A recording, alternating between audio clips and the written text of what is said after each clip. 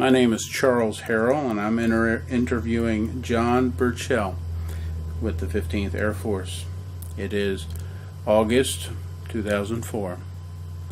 For the record, would you please state your full name and your date of birth? John Edward Burchell, born November 1825. And what is your current address? 13145 Dahlgren Road, King George, Virginia 22485. I was introduced to Mr. Burchell by Miss Kathy Buck, who worked at his dentist. I'm here conducting this interview alone. What branch of service did you serve in? United States Army Air Corps. And what rank did you have when you first went in? Private. And when you came out? When I came out of the Army Air Corps, I was Staff Sergeant. When I left the United States Air Force Reserve, I was Master Sergeant. Mr. Burchell, were you drafted or did you enlist? I enlisted. And where were you living? I enlisted still while I was senior in high school, getting ready to graduate. And where were you living at that time? In Bertheville, Virginia. Now, why did you join? I thought it was the right thing to do at the time. I was young, inexperienced, and we had been attacked. Why did you pick this branch of service that you did? Because I wanted to fly. Did you have the choice of picking? Yes, I signed up originally for the Army Air Force Cadet Program. I signed up probably the next day in high school at King George in the NAVCAD program. And I was first called for the Army Air Corps program, and I so went in the Army Air Corps. Do you remember where you first showed up to get on that bus to go to basic training? I got on a bus at Fredericksburg, Virginia, Greyhound, and went to Richmond and got on a train and proceeded to Greensboro, North Carolina. Did anybody go with you when you showed up at the bus station? A friend of mine who enlisted at the same time I did, Robert Allen, accompanied me on the trip. How did you know Robert Allen? We lived right across the street from each other. Did your parents go with you? My parents, in those days, you didn't have the transportation we have today. They told me goodbye at home. Do you recall the first days that you had while you were in service when you showed up at boot camp? I think I do. Can you describe what happened that very first day, if you could? Well, we had breakfast. I remember it was raining, muddy. That part of North Carolina, Greensboro, is full of red clay. And I remember lining up to go in to get shots, and I got 3 in each arm. And I was able to make it to the door, and I sat down. And could you tell me what date that was? The exact date, no. But it was sometime in July? It was sometime in July of 1943. Okay. What did it feel like being so far away from home that first days? Well, being young and experienced and what have you, I really didn't know what was going on around me. I was mindful of what I was doing, but it was all new to me. Had you ever left the state before? No. Been around in Virginia, but not left the state. Did you ever consider college before you enlisted? The thought came to mind, yeah, but I figured I'd take care of that later. What did you plan to be when you were growing up? Well, I knew I wasn't going to pursue farming like I was brought up. And I was good at engineering work, good at math. So I figured somewhere in those fields. I really hadn't made up my mind. Things were too much in turmoil at that time. Can you tell me when you first realized the war was going on?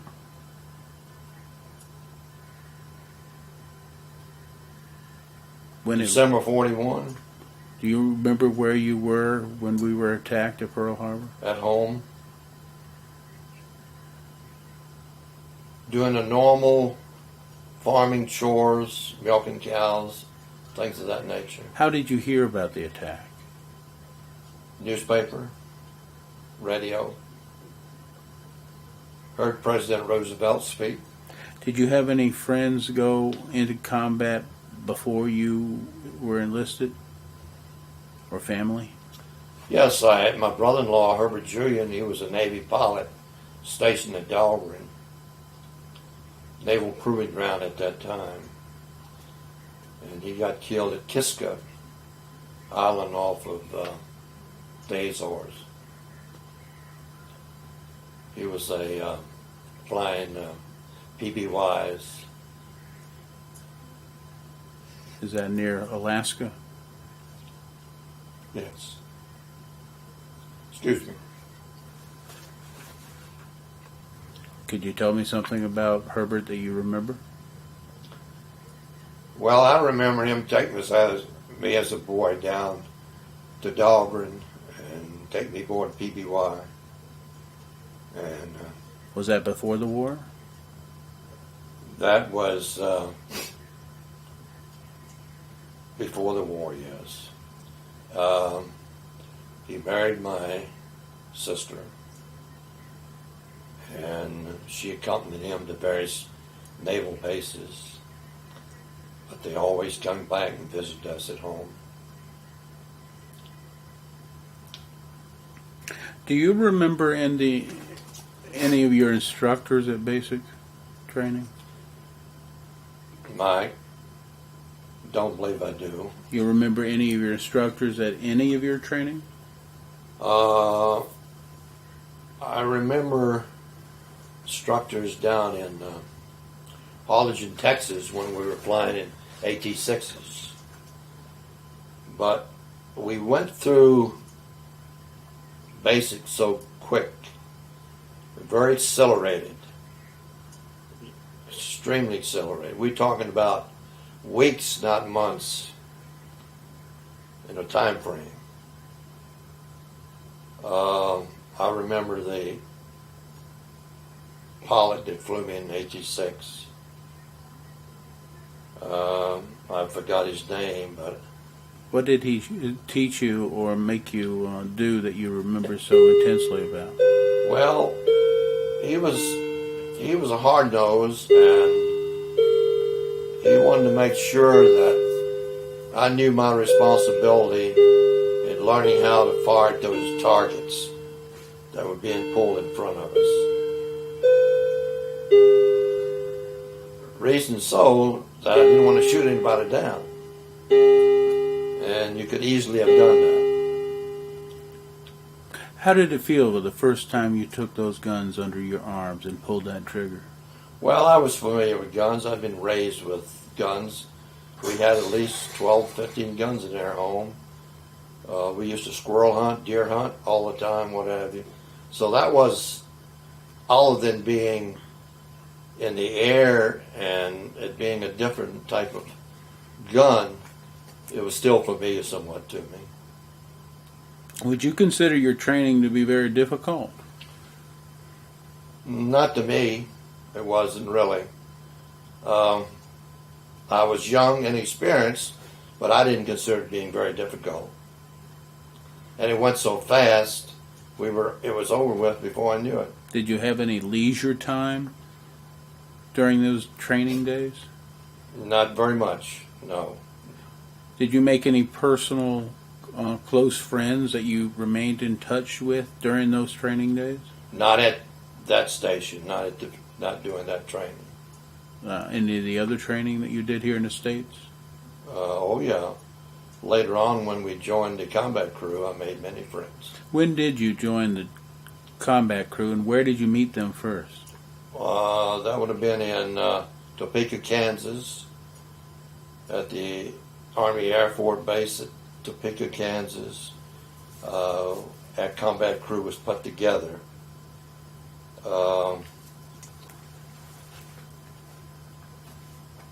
We had, from the existing combat crew, we only had one replacement during that time. Then we went from there to Casper, Wyoming, where we flew B-24. That was considered our last phase of training before we were preparing to go overseas. So you can see how accelerated it was.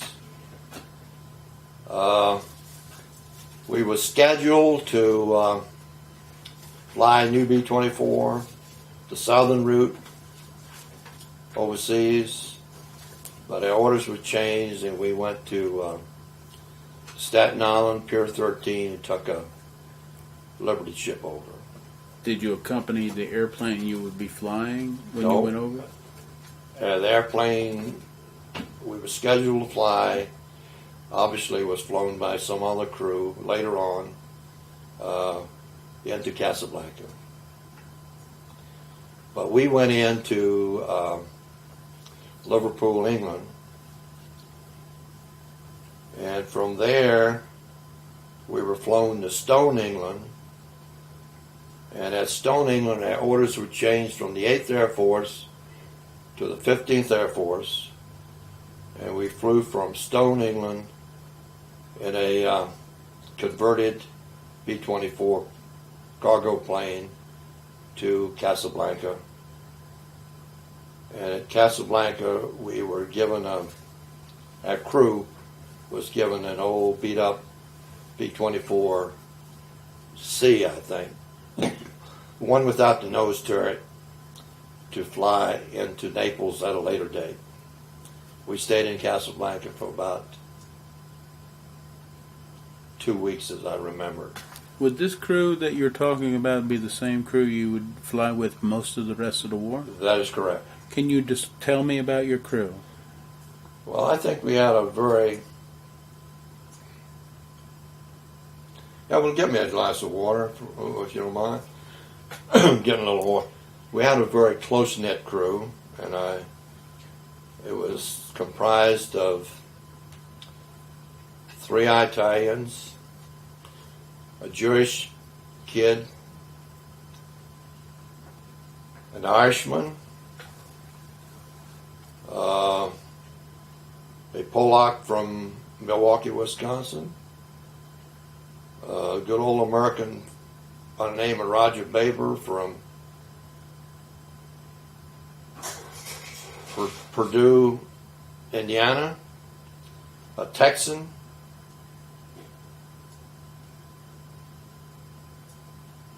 the English descent by the name of Kettering, he was our pilot, and an old Virginia kid, myself. Can you tell me about your pilot, Mr. Kettering? Ask me that again. Can you tell me more about your pilot, Mr. Kettering? Oh, I think Ross Kettering was a very well trained pilot. He had been a ferry pilot for B-24s before joining that crew, and he had flown them throughout the country.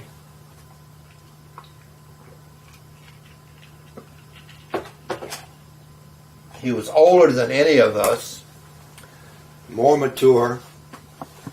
He was kind of a person we looked up to. And as we got to know him more and more, we really thought he was, number one, a fine gentleman, who looked out for all of us,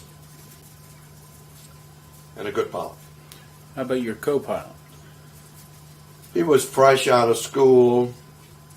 His name was John O'Neill. He was an Irishman. When you say Irishman, you mean first generation Irish? First generation Irish. Okay. And he didn't take to the crew. He's kind of aloof somewhat. I guess it's the way he was raised. But he kind of melted down more and more as we flew together, and he became a part of the crew totally later on. But did he ever take control of the airplane and fly it? Oh, yes. He flew for Kettering while Kettering was in the hospital, and later went on to become first pilot. Had a crew of his own. He stayed in the service until about 1950 or 51, and came out as a major. Can you tell me about your flight engineer? Flight engineer was an Italian kid, mature. He was close to the age of a pilot. He came from Jersey City, New Jersey. Spoke real quick.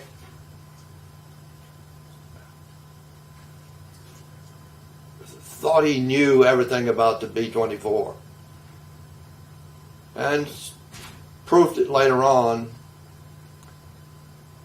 in a transfer of gasoline problem that we had while at about 28,000 feet over the Alps. We respected him very much. And who was he? Barbado was his last name. Barbado.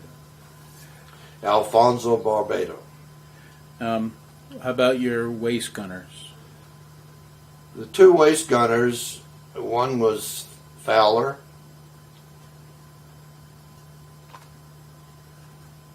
and the other one was Aaron, Robert Aaron. Fowler was from Texas, and Aaron was from Boston, Massachusetts. Fowler was a good kid, kind of high-strung. Aaron was from Boston. Thought he could lick the world and thought he could talk his way through anything.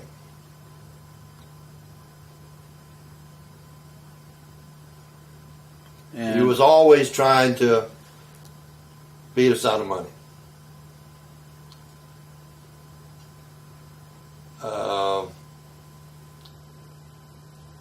We got him pegged though, and before the end of before we entered our missions, he was just a regular part of the crew. how about the tail gunner? Gene Grottaglie was from Milwaukee, Wisconsin.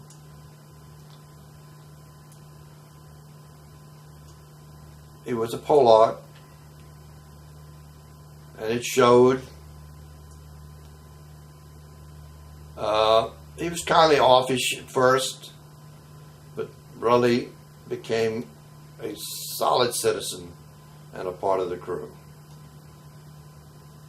Your belly? Gene had his leg shattered by Messerschmitt attack with the ammunition coming in and coming up the belt of the consolidated tail turret. It shattered his leg. This was close to the end of our missions, but we had a replacement for him because we had finished our missions before his leg healed. Did he fly anymore? No, he was rotated back to the States. How about your belly gunner? That would be Matthew Terenzi, a very fine Italian kid. Obviously came from a good family. Very short. That's the reason he flew the ball turret. And he was a companion and friend to all the crew. The only problem, he drank too much vino. We had to lift him up under each of his arms and bring him back to his cot many times. But he was a fine young man. And who else flew in your airplane? Let's see, who I haven't named. I have named Roger Baber, the navigator. He came from Purdue, Indiana. And his family had jewelry business, for which he carried on later after the war. Down to earth individual, very mature, and he was kind of daddy to all of us. And your position was? I was an armor and the nose gunner, and I toggled the bombs when we flew in the fourth or diamond down position in the squadron, flying combat.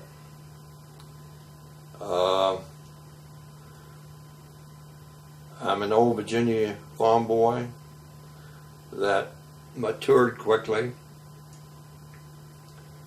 I went into the Army Air Corps to fly, but I had to take the next thing because we were eliminated. I was eliminated, excuse me, for the convenience of the government.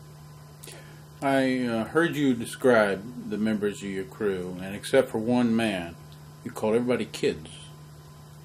Explain yourself, if you could. Well, we were all young, with the exception of, I guess, the most senior was the pilot, Kittering, and navigator, Roger Baber, and the flight engineer,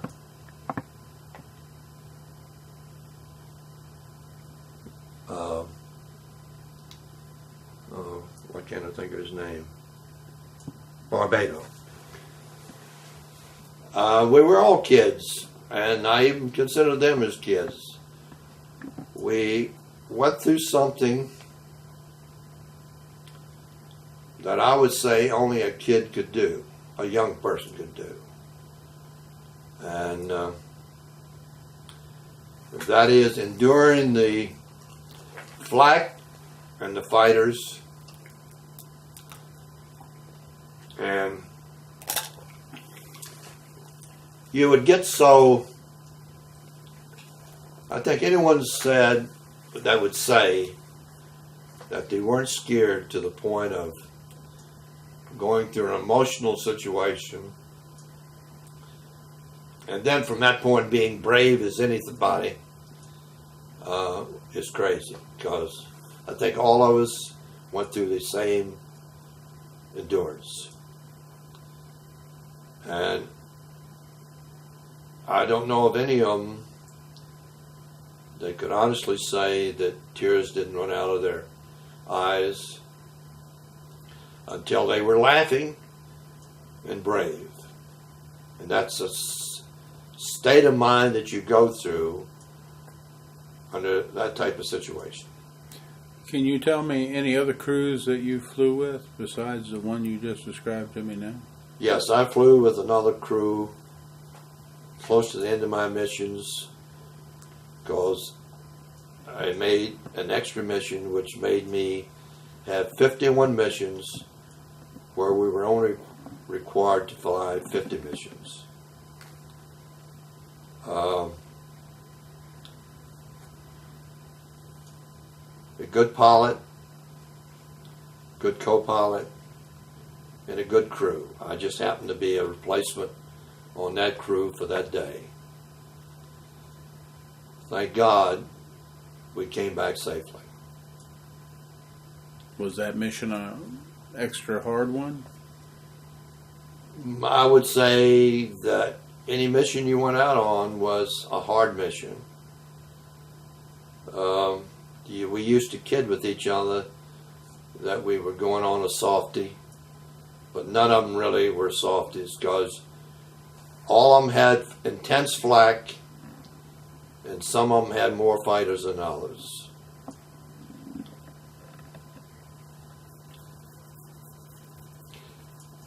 I hope I'm communicating to you. No, you're doing well. Okay.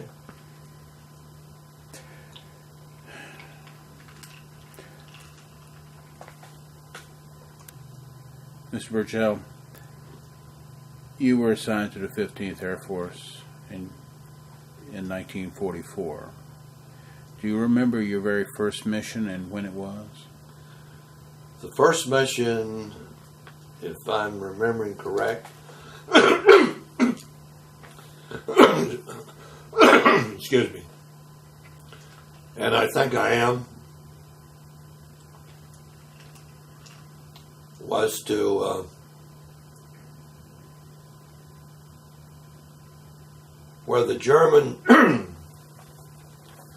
used to go through the Brenner Pass with all of their rail, freight, etc., troops, all the troop movements, all the freight, guns, what have you, was to Brenner Pass, which is in northern Italy. Brenner Pass, in the earlier days, was known as ski country. It has the main railroads connecting the east, the west,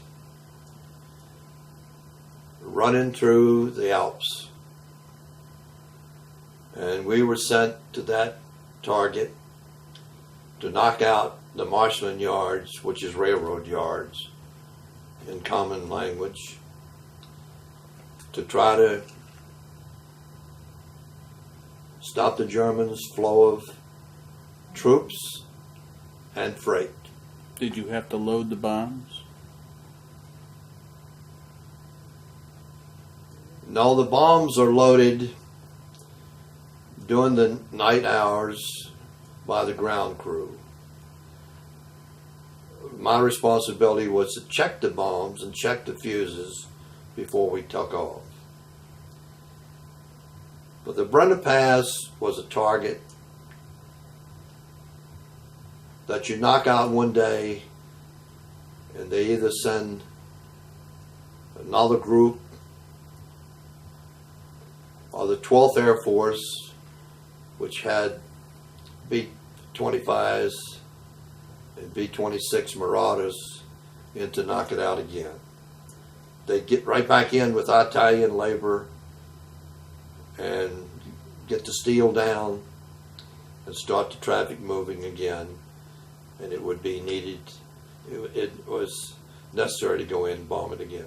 Did you bomb Brenner Pass more than once? I remember being to Brenner Pass about 2 times.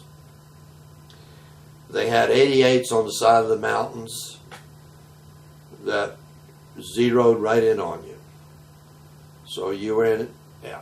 All the time you were on the IP and bombs away, you were under intense flak. And IP stands for what?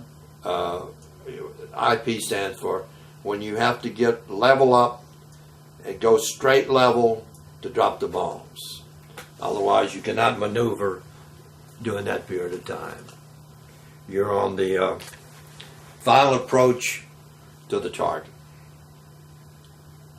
Can you tell me another mission? One that was probably the most dramatic of your missions. Oh, I think to name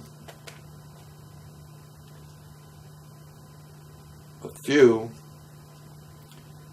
Munich, Germany was a very intense target, heavily fortified, You're always under fighters.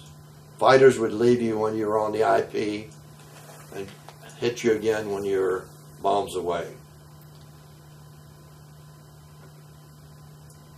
The purpose of going to Munich was twofold. Marshalling yards, which interconnected throughout Germany and other countries, and ball bearing factories, which were right on the outskirts of Munich. One target that comes to mind was the Burchell oil refineries in Romania. Yeah. That's where I think the various groups that bombed Burchell oil refineries lost the most aircraft. I remember air date of going in when we were briefed to go in at low altitude and crisscross. Otherwise, what I mean by crisscross, you're sending bomb groups in from different, you send them north, south, or east, west, or vice versa. And the delayed fuse bombs that went off, the heat got so intense that we were blowing up our own ships with a great loss to aircraft. That stayed in my memory for a long, long time. Regensburg was another target of very much importance. That's the manufacturer of the Focke-Wulf and the Messerschmitt. They had factories there that was turning out Messerschmitts and Focke-Wulfs. I don't know how many a day, but they were turning them out pretty rapidly. We bombed that at least 4 times to try to cut down on the manufacturing of the fighter aircraft. Also heavy fortified with flak and fighter cover.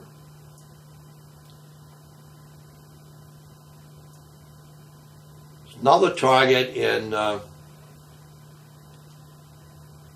valley which is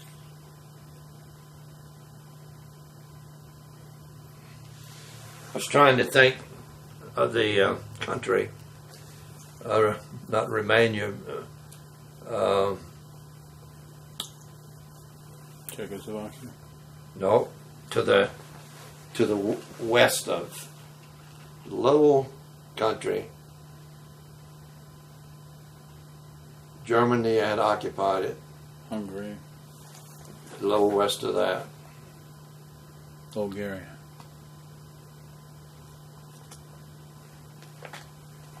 Anyway, I'll think of it momentarily. The marshalling yards was down in a long valley, and we had to be on the IP for mountains on each side of us. We had to be on the IP for a long, long time. And again, the Germans had flak on each side of that mountain that zeroed in on us. And I think at one mission we lost 3 planes in the 7/18th and 2 planes in the 7/17th. Some of them blew up, some of them had bailouts. Did you see those planes explode? Saw planes explode and saw parachutes go out. I'm sure the parachutes that went out were either shot going down or in turn. When a plane explodes, in the case of Palesti or this other place Yeah. you were talking about, could you hear it? you were anywhere near, if you were in the squadron, either next to on the squadron, up or below, you could definitely hear it and you could see it. And it's something that you really don't want to see. Can you describe to me your mission, if you can remember, of going to Palesti, and what time you got up and what you did, your whole routine? Well, we'd get up at 3:30, go to breakfast, be briefed about 4:30. When you were briefed, were you told where you were going? That's when you were told, first time you were told. And you just hear a shudder throughout the room. And they briefed us on the coordinates, altitude. The altitude that we'd go over in the Alps, and the altitude that we'd be flying. So to get over the Alps, you'd have to be 25,000. And then to go into the target, some of the groups, when I say groups now, I'm talking about several groups hit that target at the same time, different coordinates, different altitudes.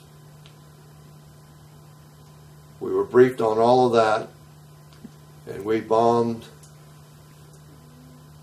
Palesti, I would say, from 8,000 to 12,000 on that particular mission. Where our normal altitude, using Northern bomb sight, would be 25 to 29,000.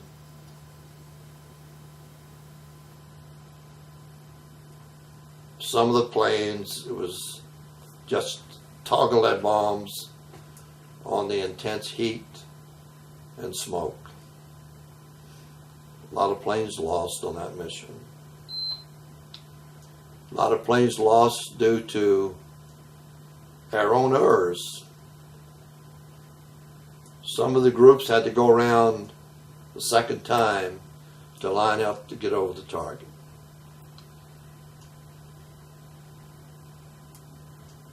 One could say in hindsight that it was too many planes at the same time. But that's the way it went. How many pounds of bombs did you drop? We were using 500 pounders and 100 pound delay fuse. What is the largest bomb you dropped? 500 pounds. We dropped 500, 100 fragmentations, incendiaries. Those are the different type bombs based on the occasion. If you'd be going after troops, you'd drop incendiaries. If you're going after large segments of say German air base or what have you, you'd use fragmentation bombs. If you're going after marshalling yards, you'd use 100 pounders or 500 pounders. There was some 1,000-pound bombs dropped, but not very often. 500, it was normally Air Max, but mainly we carried 100 pounders. Can you tell me where you were stationed in Italy? Yes, we were at a old bombed out dirigible base. It used to be known as the Plum of Italy when they flew blimps out of there, dirigibles. We were based in different sections of the field. Some were based near the vineyards, some were based near the limes, some were based near the lemons, orchards. You had dirt runways, which is known as fleccia. Fleccia is a type of sand, dirt that they have in Italy. It kind of goes together like cement. But it erodes very quickly when you have snow or rain, potholes. We had 4 squadrons, 7th, 16th, 17th, 18th, and 19th. All at the same base? All at the same base, based at different corners of the base. And was there a name for your base? It was called Grottaglie Air Base. Oh, we had a call sign.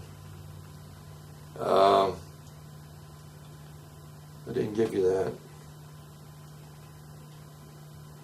It's right on one of our bulletins. I'll get you that call sign. We used the call sign all the time. We didn't use the name of the base. That was classified. The name of the base. We only use a call sign. Did you see anybody that had become a prisoner and that was liberated that you knew? Yes, we had several of our group personnel that had bailed out. Czechoslovakia was known as, if you could stagger to Czechoslovakia and bail out, usually you were brought back to your base later on. They took care of us, and we'd send a transport in to pick our survivors up.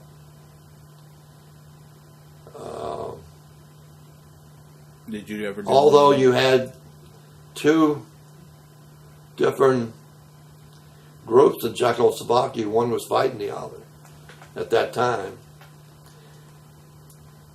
But usually, if you bailed out over Czechoslovakia or crash landed, you'd usually be returned to your base.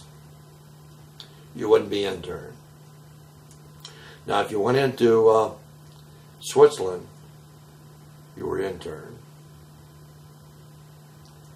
They were neutral. Were there many casualties in your unit? Well, I guess the best way of illustrating that is, this is awful to say, but it was cold, and I started with 2 blankets and ended up with 15. Now, can you imagine sleeping under 15 blankets? Here's one that did, because I've been cold-natured all my life, and but the way you derive those blankets is not have them issued to you. We would go in when we lost crews next to us, close by us, and take care of all the personal items of the crew and turn it in to headquarters. But the blankets, first come, first serve. So you take the blankets back for survival. It's awful to say, but that happened. All of our crew living in our hut had more blankets than really we needed. And that's the way we got them. Was your unit given any medals, or did you receive any medals? Oh yes, we had 15th Air Force issued commendations for different missions when they were outstanding missions, like Palesti and Munich, Regensburg, and so forth and so on. And you got a unit citation, which is the purple. I don't know where that thing is. The purple medal. Is it on there? Yeah. Yeah. There was several citations issued to the 449th since the war ended, and they're not on that plaque there. When you were flying over a target or approaching a target, how long did the actual terror happen? How many minutes? The worst of it. Well, you hit it before you started on the IP.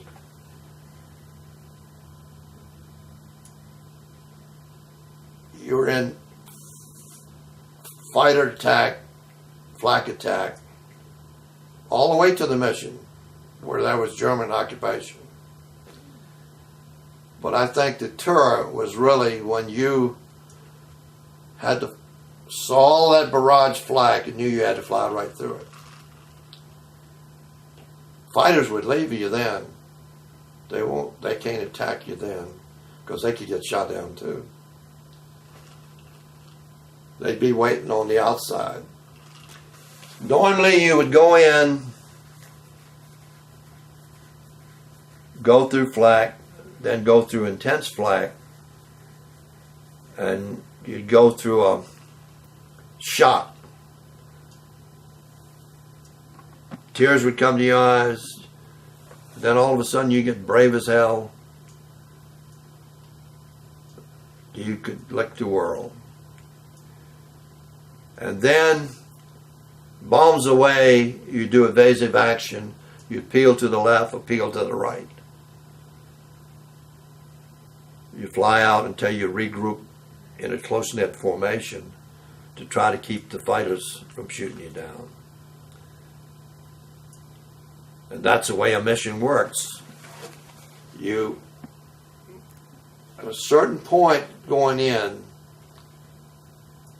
you have to, when you get on the bomb run, you have to fly straight and level, because the bombardier is, if he's the lead, he's guiding you. The pilot does not fly the plane in. The bombardier is flying it on, it's set, and you go straight. Once bombs away, the pilot takes over again. You go into evasive action to try to get out of some of the flak. Was your plane ever attacked by fighters? Yep. Could you describe one of those events? You could see them coming in at the nose, and you could just about see their eyeballs through their goggles. And we'd be firing back at them, and they'd be firing at us. And what the Germans usually did, they'd fly frontal attack, fly right through the formation, or they'd fly a tail attack and fly right through the formation. And they stand to hit at least more bombers by doing that. Very seldom did they attack you from the wing, left or right. Mostly they dive down on you, come right in, fly right on down through the formation. Did your plane ever get hit? Well, we've had bullet holes, but we didn't get blow up. Something was with us that saved us. Did you lose any engines? Oh yes, we've lost number 2. We've lost number 3, which controls all your hydraulic pressure, which was the reason we staggered back through the Alps. We crash landed at a previous German fighter steel mat runway in northern Italy. Everybody got in the tail and come in. We had no hydraulics. Come in, and finally the plane stopped by dragging on the tail. Sparks flying everywhere. Could have blown up any second. We did that twice, landing in northern Germany, just about even with the 5th Army line. But behind our line. Steel mat runways. And do you remember when that was? Well, it had to be in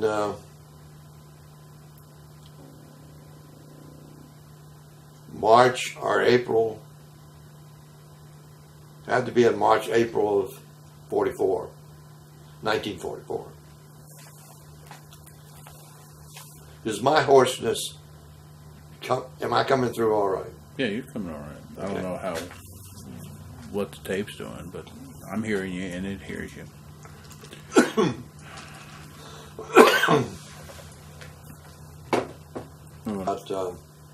But Barbada and I kicking a bomb out of the bomb bay that wouldn't release. Please tell me about that story. When you're ready. Yeah. And I'll tell you about us getting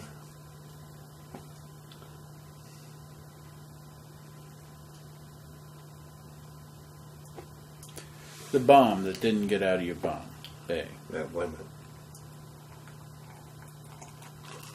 I'll tell you, the second one I'll tell you about is how we pulled Grottaglie out of the tail turret and got him up in the waist and gave him morphine and wrapped his leg, tried to stop the bleeding, which was just about impossible. And so go ahead and lead into it. When you were flying a mission, did your bombs ever get stuck? Yes. Well, really on two occasions, but one over a target called Moose Burr Bomb, which was a small oil refinery, and to the left and to the right, about 2 o'clock and 10 o'clock, if you think of being level, were ball bearing factories. But we were hitting Moose Burr Bomb that day, and we were loaded with 100-pounders, general purpose bombs, explode on impact as a hit.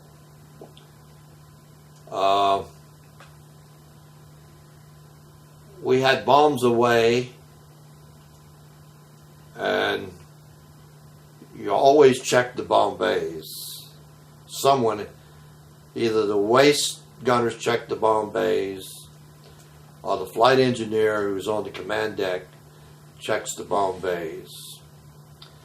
Well, I happened to be toggle that day, so I was on the bombardiers area. One bomb hung. It was fused. Didn't drop. We were ordered by Kittering to try to kick it out. That's the only way you can get it. You hold on to the metal racks and use your legs and feet to kick at the bomb, see if it'll release. Sometimes it won't, and you have to bring it back and take your chances of landing. But this time, Barbada and I, flight engineer, and me, nose gunner and armorer, that was one reason I went.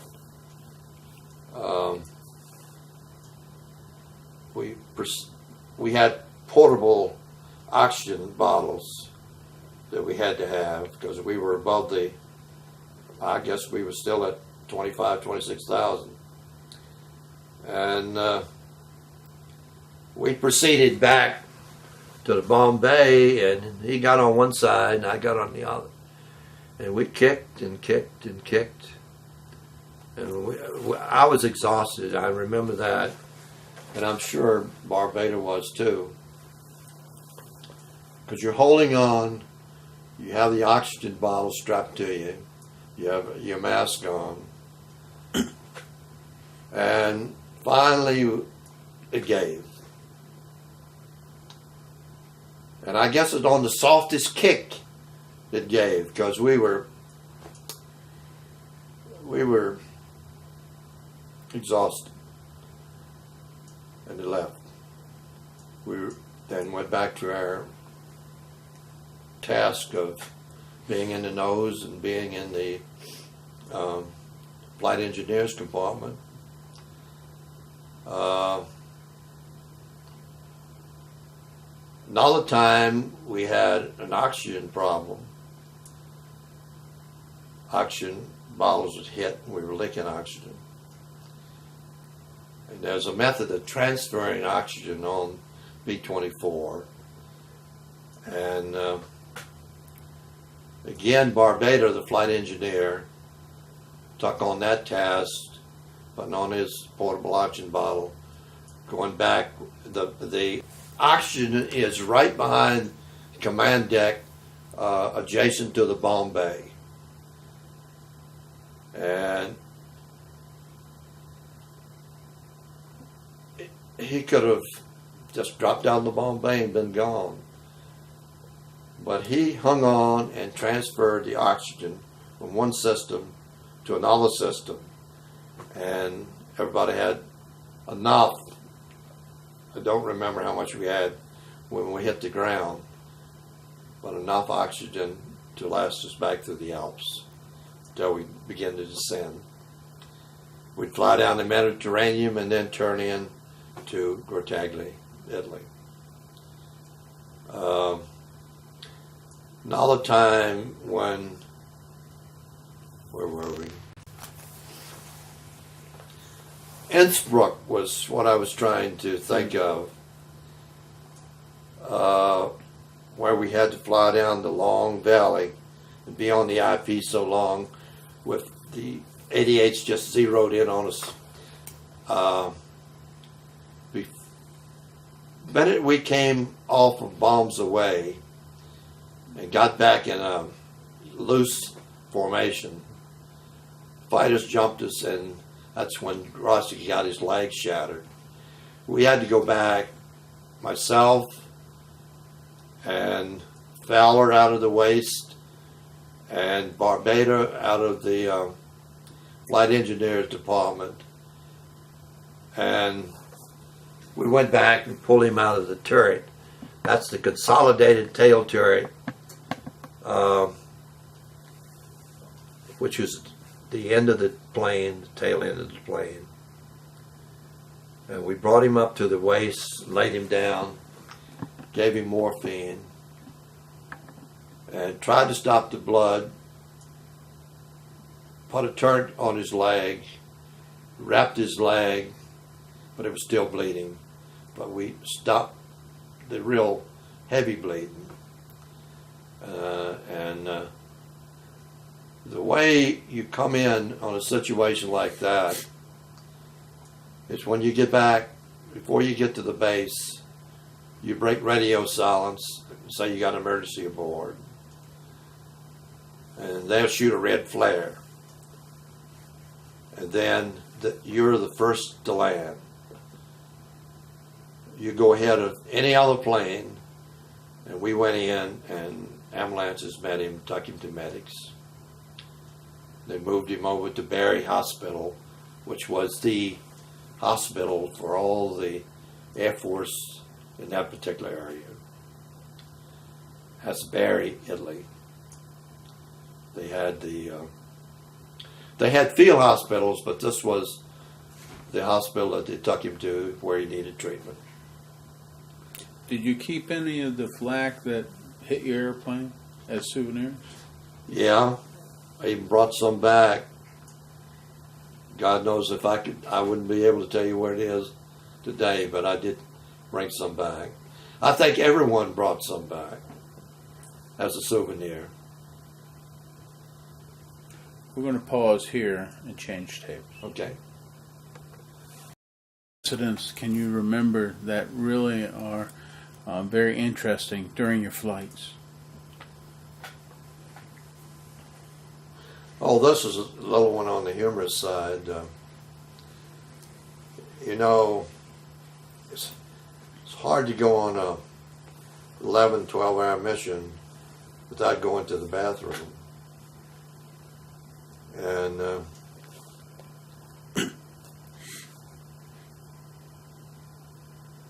So sometimes you're able to get to the tube, which froze pretty quickly. And all the times you weren't successful in getting to the tube. So you went on yourself. Heated suits keeps you lukewarm. We took cans of these big cans they shipped overseas of grapefruit juice and orange juice. Between the time we left Grottaglie until we had gone to our mission, dropped the bombs and heading back, beginning to descend, it froze solid.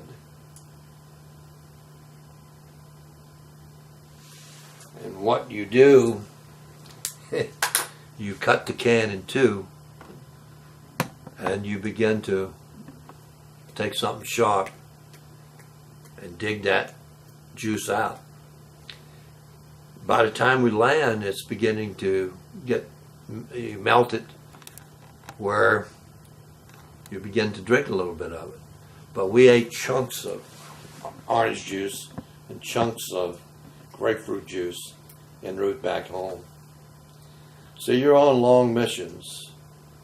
That's the reason you had 24s. They could fly the longest, carried more gas and more bombs than the 17.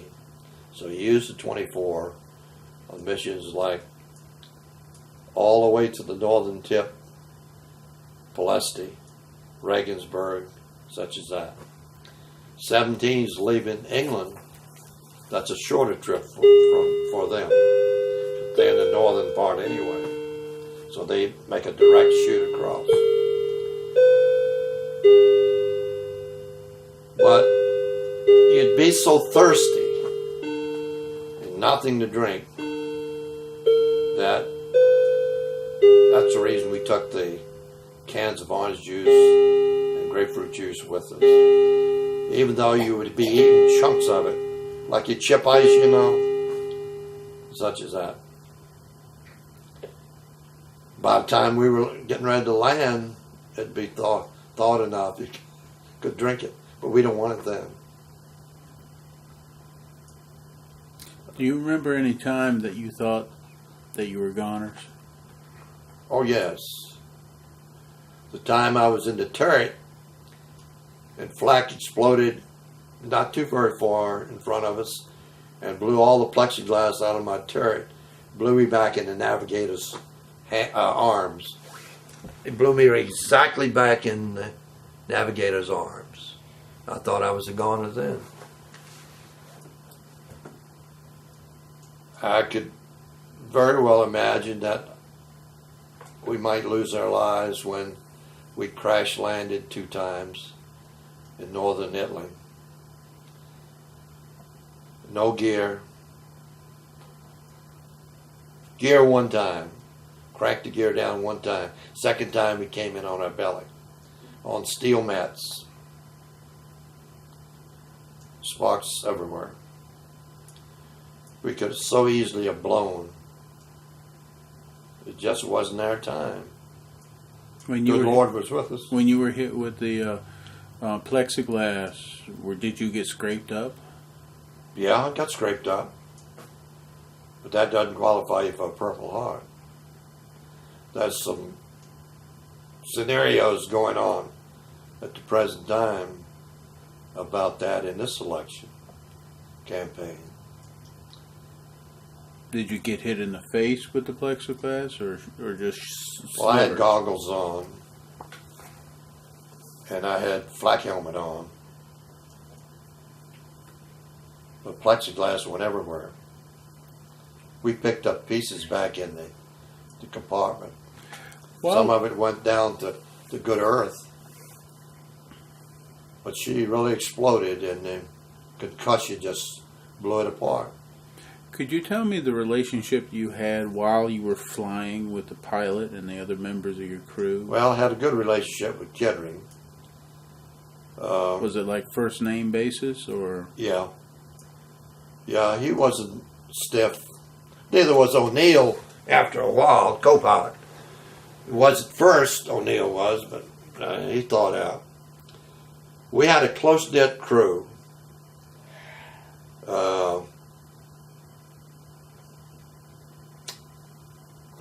I think the best way to sum it up is we wouldn't have survived if we didn't have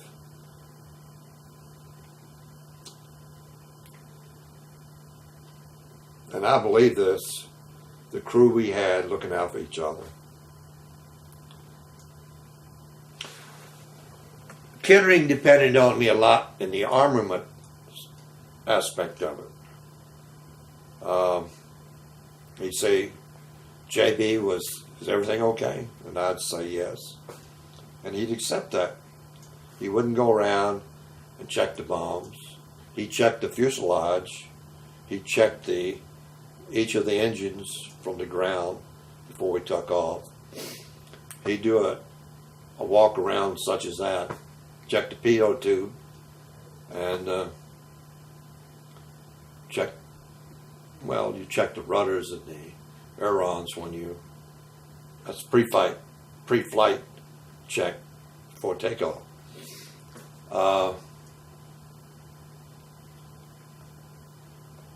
Did they call you JB? Uh-huh. What did you call them?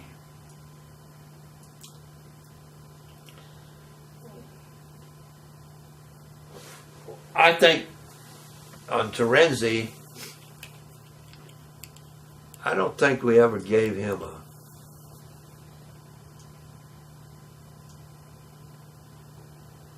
some of them might have called him Shorty, but we called Aaron Shyster right to his face a lot of times. And he'd belly up and laugh it off and walk away, being strictly from Boston. He'd think nothing of it. Oh, he'd get you back one way or the other, but he usually got money out of you one way or the other.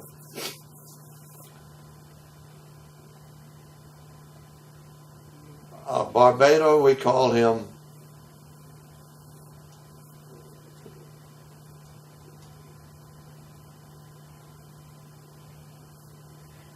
I think Kettering O'Neill called him just Barbados by his last name because they didn't want to go through that enunciation of his first name every time. Alfonso. Hurwitz, we called Candyman. And he was a second lieutenant, we called him Candyman.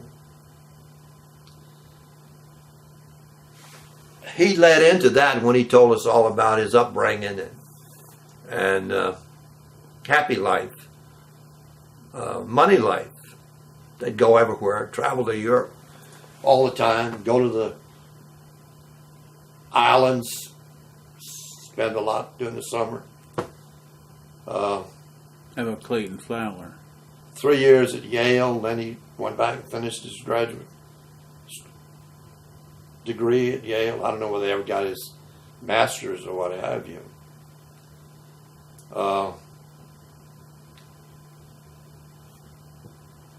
Kettering, you call Ross. There was no nickname for Kettering. He was Daddy. Daddy to all of us. And his first name was Ross? Ross. For some reason, he liked me.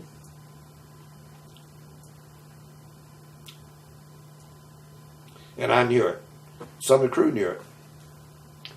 But he didn't let it show that obvious. It wasn't that obvious. He was just a good person. Baber was just an old shoe. He was a navigator. Baber was... if you needed any money, Lear, don't pay it back. Give it to you. That's it.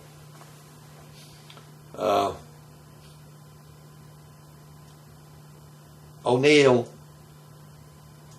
I guess he was the most regimented, stiff one. A little aloof, but still he warmed up. But you couldn't get inside of it. See what I mean? You couldn't get inside of it. Was there a difference between the crew flying versus the crew when it was on the ground? It'd just be like turning the spigot off. When you got in that plane, everything meshed. You went together.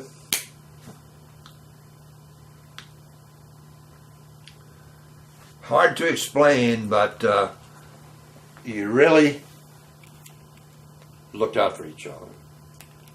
It's hard to explain that when you got off the plane, you still could call Aaron the son of a bitch and get by with it. But when you were on the plane, he was regular Joe. You worked for him and he worked for you. When you lived in Grottaglie, Mm-hmm. can you describe your living quarters? Yes, we was in a Fleechy built hut with a canvas on top, heated with a mixture of fuel oil and some kind of non-explosive gasoline. A barrel stove brought over, I guess, as an oil barrel. Wood cots made by the Italians, I'm sure, with a lot of blankets on top, no sheets, because you slept in your uniform anyway. Your fatigues. Who'd you share a hut with? Well, the listed men was in one, the officers was in another. But their quarters was the same as ours.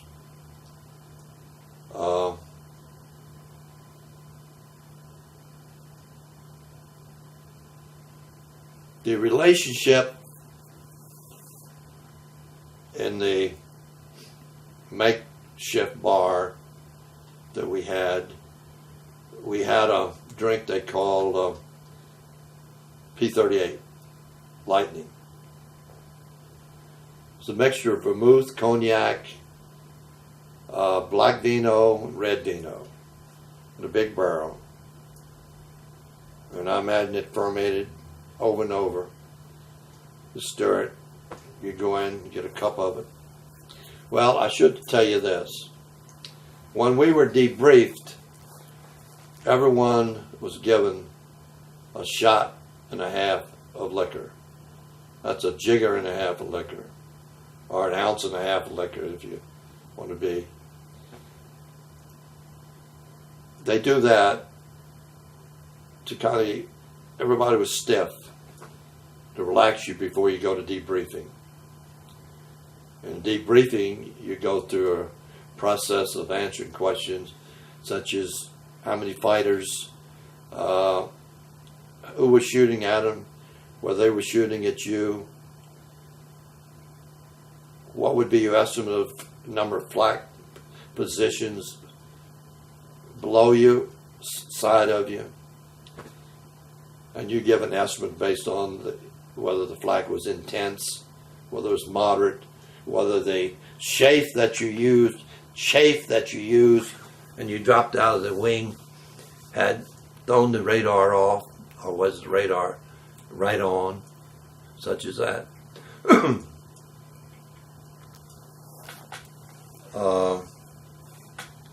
And I have to tell you that I swear I believe the chafe really helped by throwing the radar off sometimes.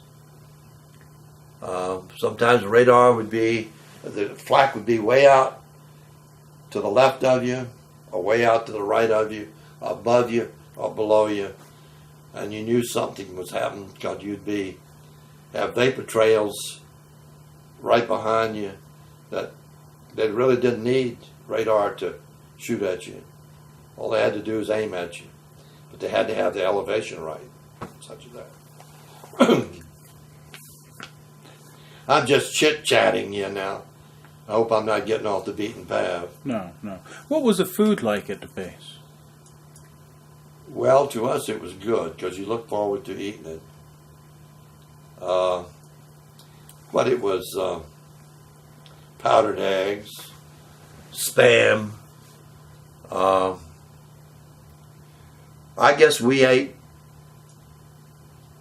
better, and I'm sure we did, because you had a place to sit down, you had a table, and you had a pan that you could eat out, your mess kit.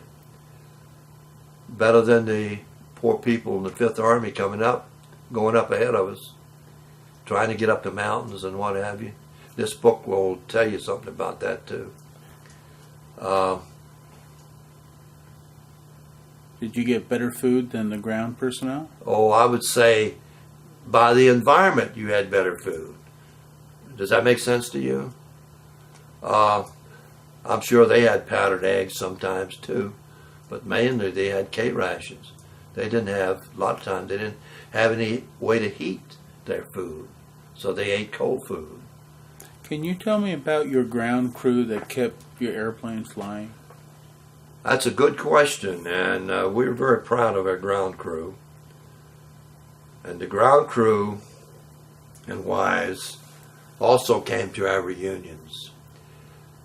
But the ground crew waited for us to land. It's amazing. Even the ones that lost their ships, they were waiting. The ground crew went to work, sometimes worked all night till briefing time to try to patch the flak holes and try to tune up the engines if they'd run at all, or even change the Pratt & Whitney 2700s overnight. They changed engines to get that plane back online again. I commend the ground crew. Was there Any flyer who wouldn't commend the ground crew was not normal. You commended, you told them, you let them know that you appreciated what they've done. Is there any particular one or group of men that you No, you 'cause had all the they time? changed all the time, rotated. It was such an environment that you wouldn't necessarily have the same crew chief on the ground. You may have 2 days, 3 days, if you threw 3 flights in a row, then he'd be somewhere else. Can you tell me about the airplanes that you flew in and their names and their artwork they had on them? Well, it was a B-24, what I considered a good plane. They were produced in the West Coast and in Michigan. In Michigan, they were produced by Henry Ford Manufacturing Company. But you had parts of the B-24 built by many companies and then went by rail to the West Coast or to Dearborn. Were you trained to know all this before you started flying? I didn't have any idea I'd end up in a B-24 until I got to Topeka, Kansas. We knew we'd be in heavy bombardment, which could have been a B-17 or a B-24. I was originally scheduled to go to 8th Air Force, as I told you earlier. And the orders were changed and we were switched to the 15th because they were losing so many combat crews. B-24s were exclusively the right of the 15th Air Force. 8th Air Force had B-24s, not many, but a few groups, but mainly Flying Fortresses, B-17s. About the specific airplane you flew, can you name it? Well, it was a B-24 Liberator. Well, not what type, but did it have a name? Oh, yes. We flew on the Racy Tomato and Lady Luck, and there's another one that you have in your schematics of pictures. Lady Dancing. Yeah. And we had some new ones, which did not have a name yet, only a serial number. And we've flown in some beat up ones, unmerciful. But normally, they try to put online a decent aircraft for you to fly out on, because they know you're going to go through hell with flak and fighters before you return.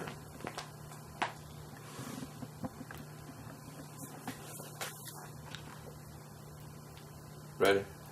Yeah, could you tell me about your life in Italy? Well, their social life was nil in Italy, but I will tell you about two or three things.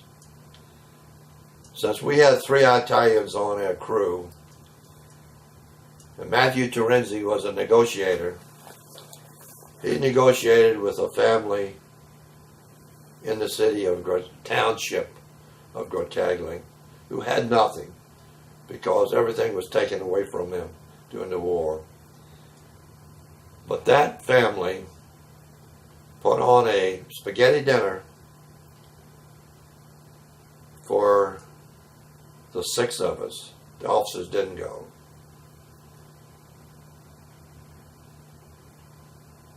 Terenzi and Barbada did all of the talking. But that lady did the best she could. She had made spaghetti sauce out of tomatoes, I imagine. They make their own spaghetti.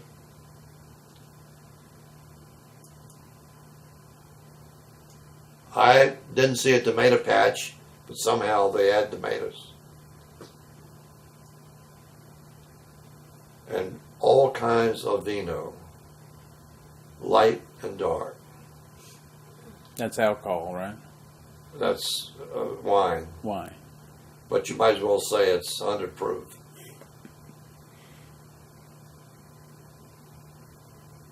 The best dinner I had while I was there. And we showered appreciation on that family.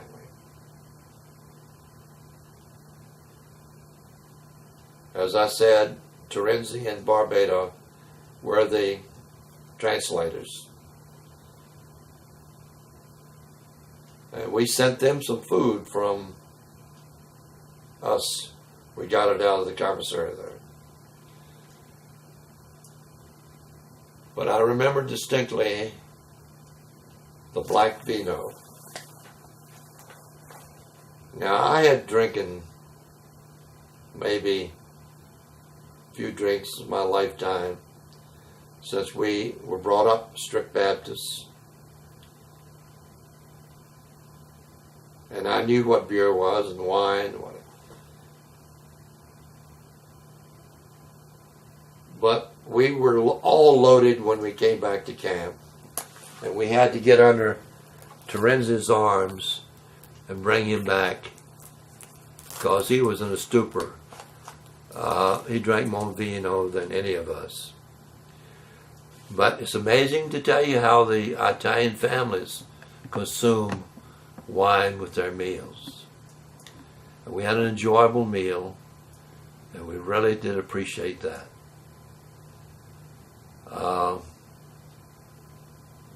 What else was I going to tell you? Another story about life in Italy? Yeah. We had, towards our halfway mark, we had a lady who used to come in from the township and take our laundry.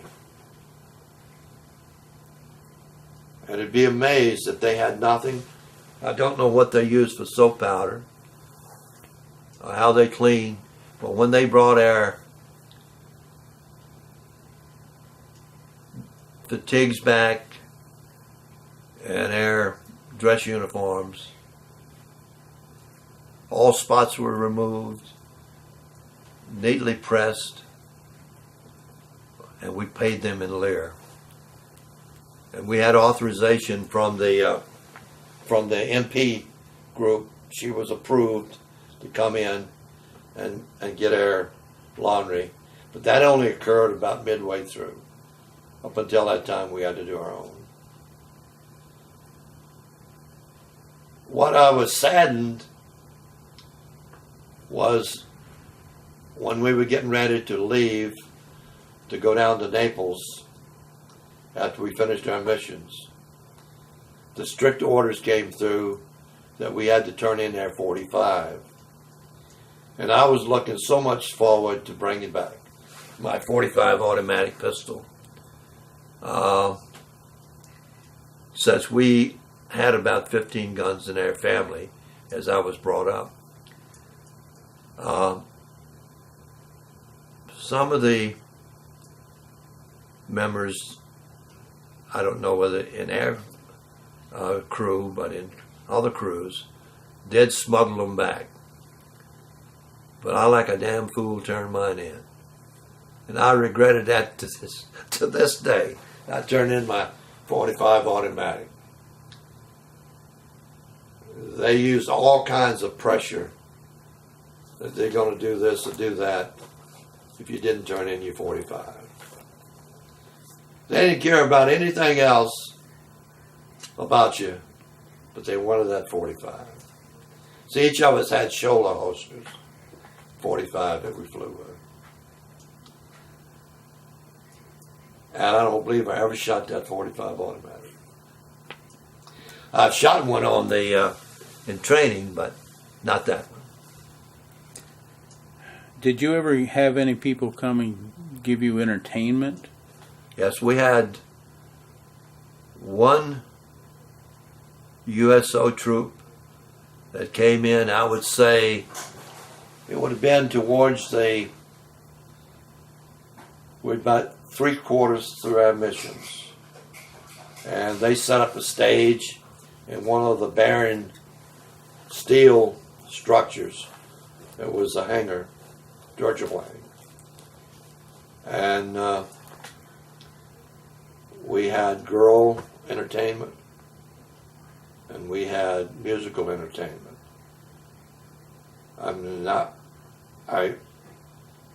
It's awful, but I would not be able to tell you what USO show it was. But it was enjoyable and it entertained. During those 6 months that you were in Italy, did you have any leave to go anywhere? Only when we went to Isle of Capri. Can you tell me about the Isle of Capri? Oh yeah, that was... Evelyn still finds this spun jewelry that I sent her home from Isle of Capri. We were able to purchase all kinds of jewelry, but most of it was spun jewelry and beautiful jewelry. And I sent Evelyn, my mother, a lot of that from overseas. But we had a lot of ballroom entertainment and bar entertainment while on Capri. But I think since I'm a converted Catholic, Evelyn's Catholic, she's French descent, and I converted from Baptist to Catholic, was the beautiful churches. They just put together with all kinds of jewelry hanging, diamonds, colored stones, and we went up on the top of Isle of Capri and witnessed one of the most beautiful cathedrals that you would want to go in. And we took a lot of pictures of that.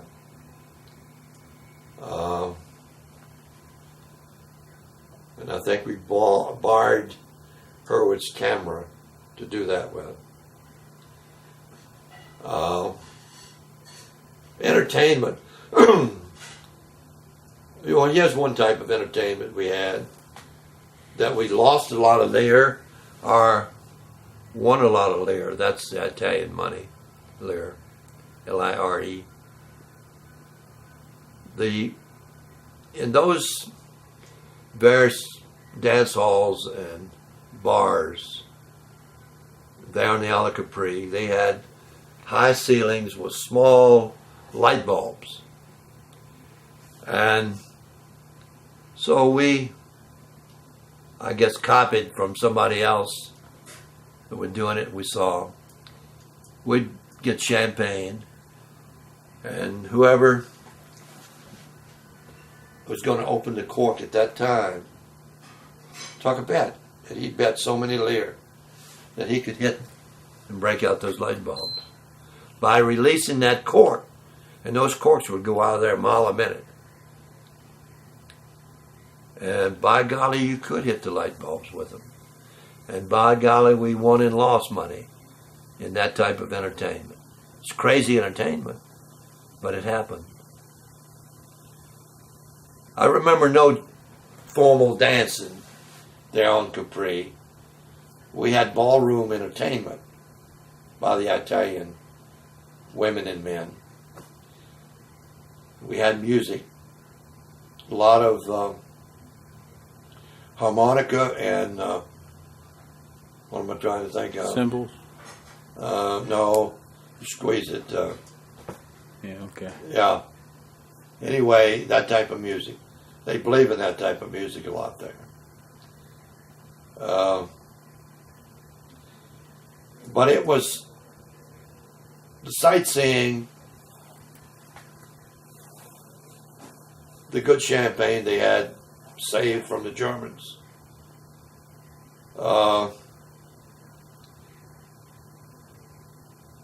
It was a rest. We all felt good when we left. We all felt that we had, the officers were there too, Harrell crew. And we socialized together, did things together, went on sightseeing. When you had finished your missions, how many missions did you have to fly? The required number was 50, and I accidentally flew 51 because my records were messed up. Had you kept track of every mission up until that time? I think we did. We had an old board that we used to mark. When the crew flew together, we knew exactly how many missions. And I knew I had finished 50. But the operations office said I had, and Kittering went up and said, there's no way. Because most of the time we are flying together. Wouldn't accept it. So I flew with another crew as a makeup. I flew the nose turret. I did not toggle the bombs. They had a bombardier board. And I often thought when I come back, I finally got it off my mind. It kept me awake at night sometimes that I could have got shot down on that mission. And I had really had finished my missions. To this day, in the books that I'm going to show you when you come back,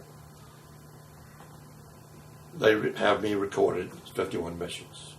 How did it feel on that 50 when you were finally done? Scared to death. When I finished it, Yes. when I hit the ground, I kissed the ground. I was happy. I was a survivor, and only God allowed that. And what did you do after that final mission? After you got off the ground and I'd leisurely tell you that. I've told this to my office staff and everybody.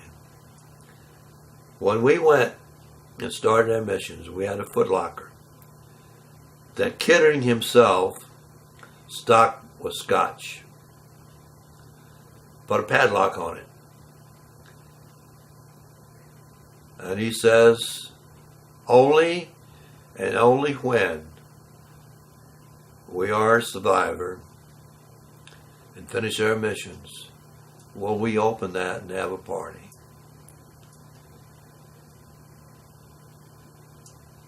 They waited till I finished my 51st mission.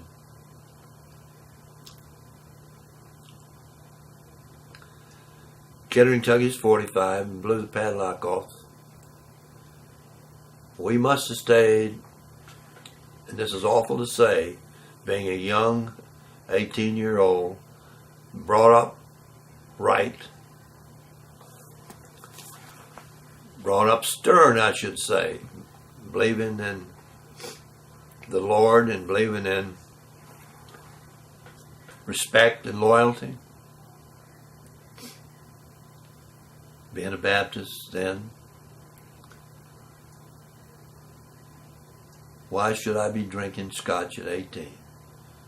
Well, we had a celebration, and we rolled in the vineyards, and we did drink. We went to sleep and we drank scotch.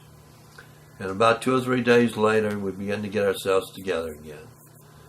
But that was our way of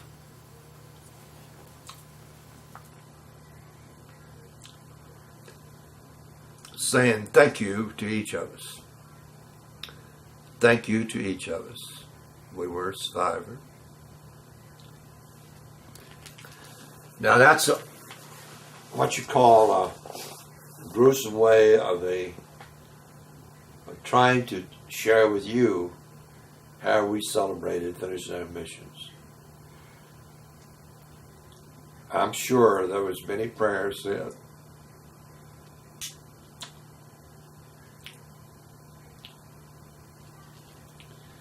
But that was a way of releasing our frustrations, releasing our tensions, and in one way of saying, thank you, Lord, for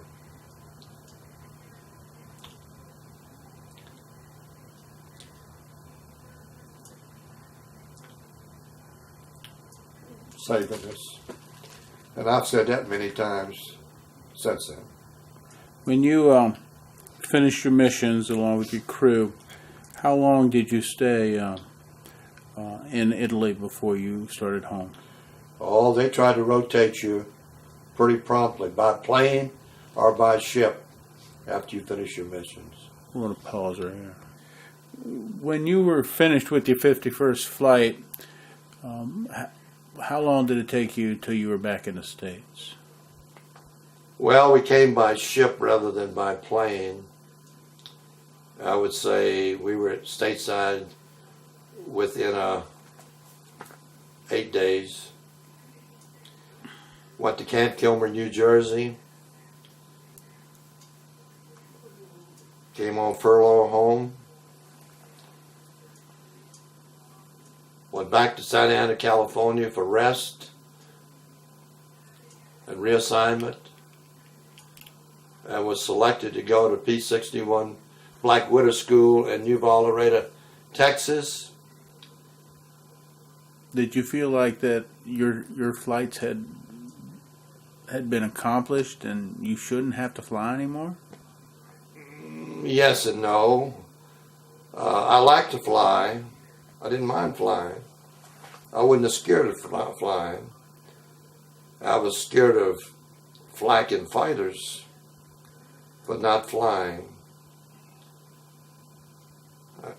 I guess flying made me feel good. And if I was reassigned as a crew member in a P-61, I could accept that with no problem. They were only using them in the China-Burma India theater. And that's where we would have went, I would have went, if I had been assigned there. But I was discharged Do you remember when we dropped the bomb on Hiroshima and Nagasaki? Yeah. And do you remember how you felt on those days and how you heard about it? I felt like President Truman did, that it was very necessary. The Japanese were not going to accept a surrender.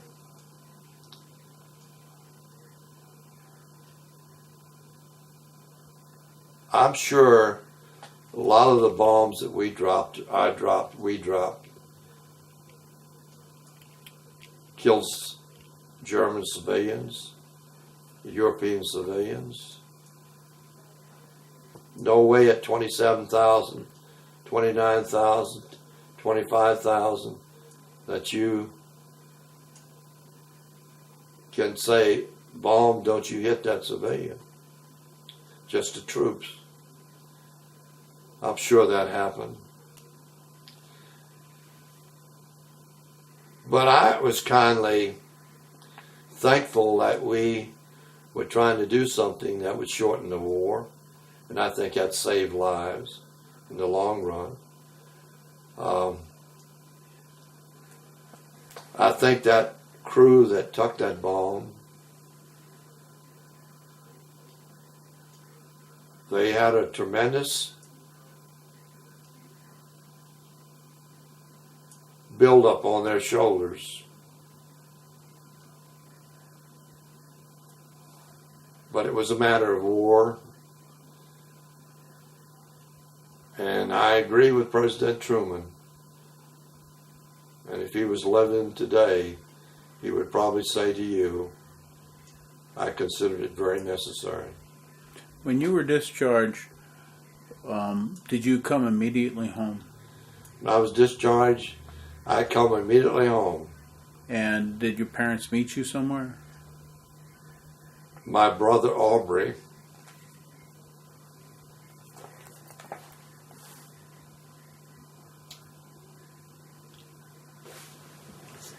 brought them to the railroad station in Fredericksburg to meet me, coming from Fort Meade, Georgia, by train. And we all come home and had dinner.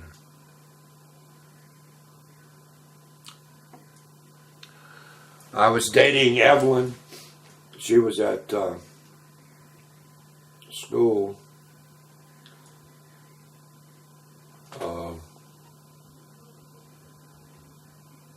But I immediately went to work at Dahlgren for the Naval Air Facility.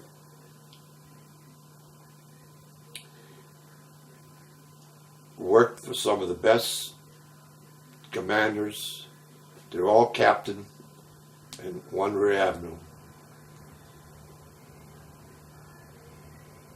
Wonderful people, Navy. As administrative assistant. At that time they were a Naval Air Facility, flying F-6Fs, Grumman Avengers, many more Navy version planes. And I was considered a part of their group. Till Captain Yavorsky called me in one morning and said, JB, you're wasting your talents.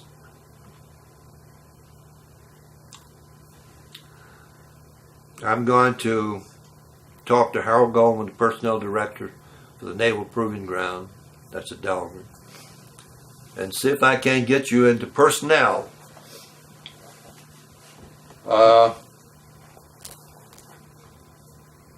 He did.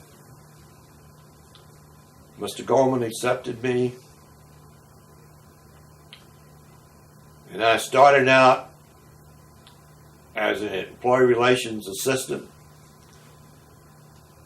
pushing beneficial suggestions.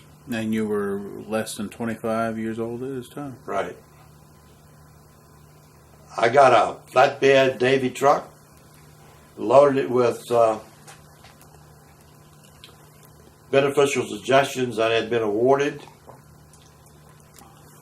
and I won the Captain's Award for doing that.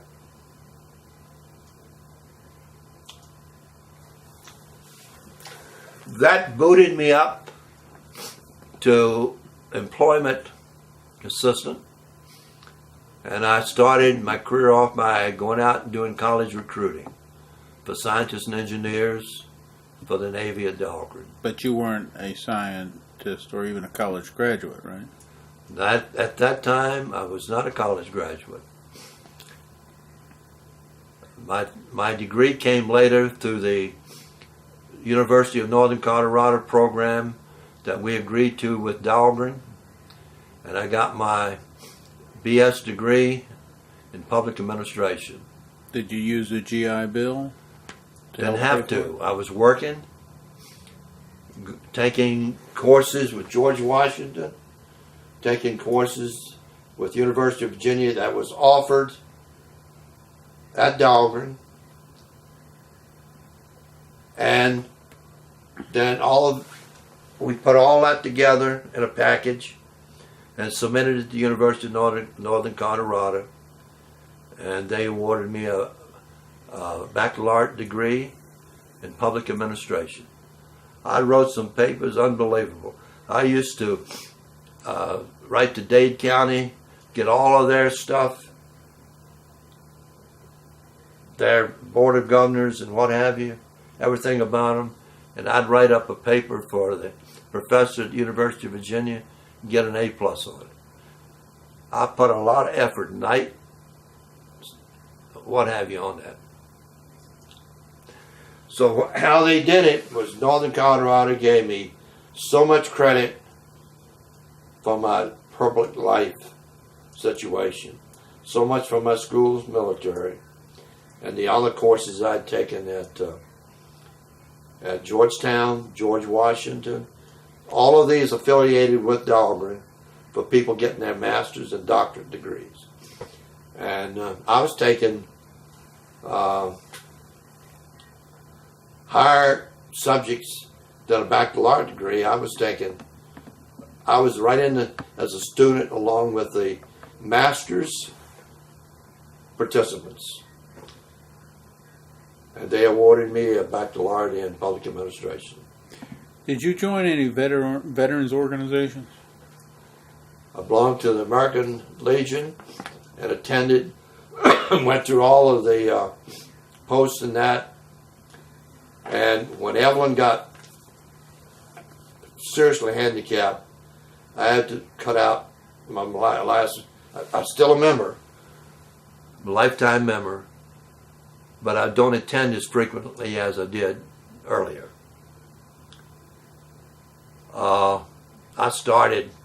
I've got 30-some years in American Legion, and I should have 50-some years in American Legion. Did your military experience influence your thinking about war and about the military in general? Well, my personal opinion is that for survival, we need a strong defense. That's my belief. I believe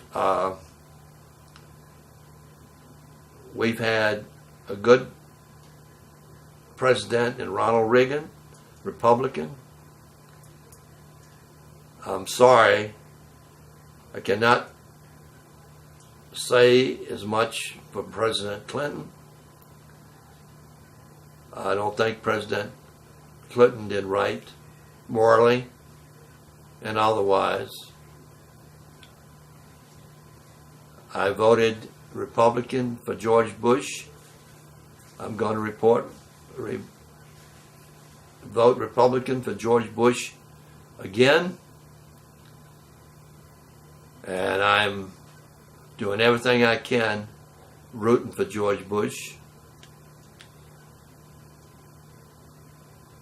Some of the things that's going on in this election are unheard of, and I don't condone them. But I don't appreciate our president, and he is our president. He is our president today, and I'm speaking today do not condone him being smeared and called him a liar and things of that nature. That's against my beliefs. I believe in a strong defense, and I believe that if we fraction ourselves in the United States of America, we will defeat ourselves. To remain strong, we have to be together. We can't be fractioned. Do you attend reunions? Yes. How often are your reunions? Every 14th month. Why did We've you? been to 11. Didn't start till we missed the Washington one. Evelyn was in the hospital. We missed the Williamsburg, which I helped put together and got an award for that. There's a plaque right over there for that, because I broke my ankle day before the reunion. And we missed 3. And we intend to go to Chattanooga this fall in October, for which might be our last reunion, because we dropped off so a lot of our people have passed away. And we lost the coordinator of the group. And in the postcard we got from the president of the reunion implies that they want us all to come, because we may have to vote on terminating our reunion. And I hope that's not the case. But we plan to go to, if Evelyn is well enough to walk as she is now, we plan to go to Chattanooga reunion. I've asked you a lot of questions in our interview, Mr. Burchell. Is there any other thing you would like to say about your views about people's service in the military today? Seeing that you're a veteran. Well, I'm disheartened by what has happened in the prisons.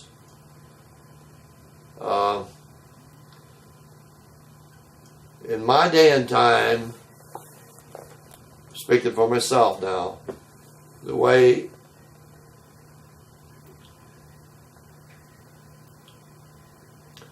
we were brought up is with discipline. And Mama didn't mind taking her hickory switch and switching my tail. And I knew what I was being switched for. And I didn't consider that as something wrong. Do you realize that I thought about these things when I was flying combat and respected them? That is probably what helped me come back. It's discipline, respect, code of honor, such as that. I believe in all of that.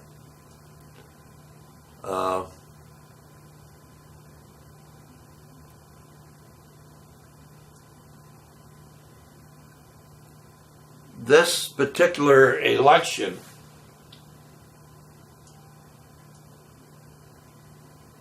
kind of set you back as to where morals have gone downhill too. We don't get up in the halls of Congress and call the president a liar, which Representative Hawkins did recently. In my beliefs, that's wrong.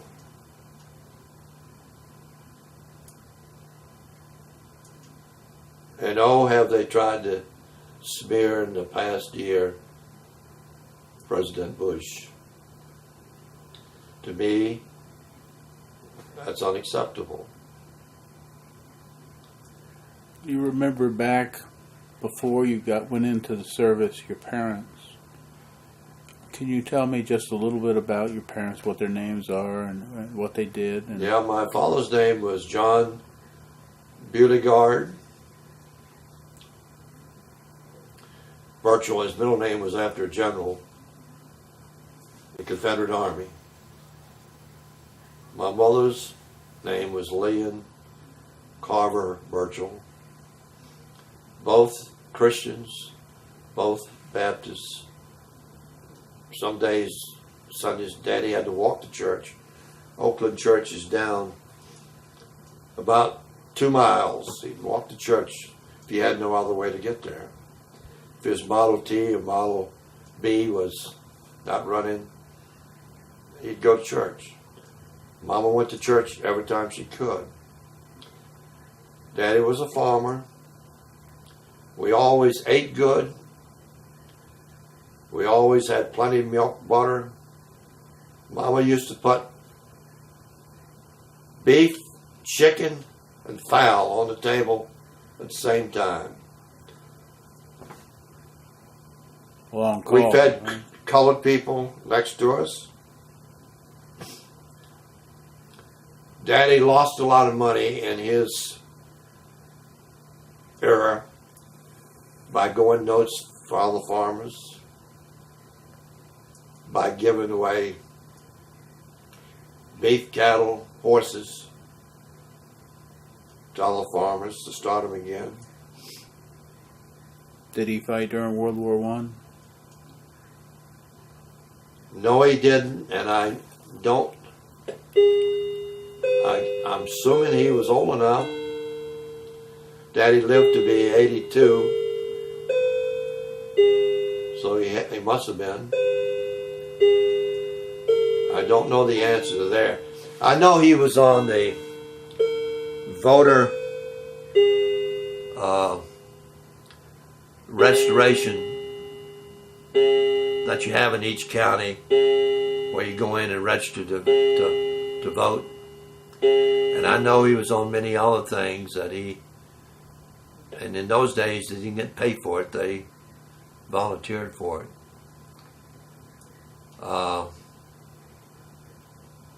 They believed in discipline, and I managed the way they were brought up. They brought Aubrey, Henry, Bernard, myself, and Francis up the same way. All boys? With the exception of Francis. Francis is living in Chillicothe, Ohio. Bernard is living, and has a big farm back here. He just left planting red top clover. He's been working that this afternoon. I've been watching him. He lives at Colonial Beach. He was a former principal and superintendent of schools in King George, Colonial Beach, Caroline County. I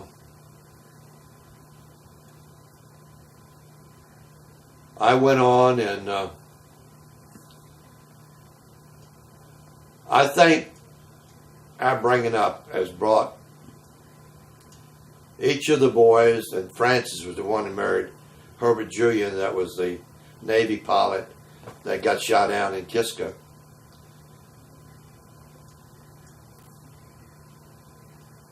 Last message from the PBY was under attack, so that means fighters probably they were anti-submarine patrol. They come in on them. I think our upbringing has brought us all to where we were in life and the community. I converted to Catholic faith because of my children and Evelyn. Well, thank So you. we go to church every Sunday. Well, thank you, Mr. Burchell. We're out of time. We haven't been 2 hours, have we? Yes, we. I hope that you could tell your friends of wartime age and servicemen, vets of this project, so that we can continue to gather memories before we all lose them. It's one thing I want to let you take with you, this book that my friend Julie's, now they're engaged, sent me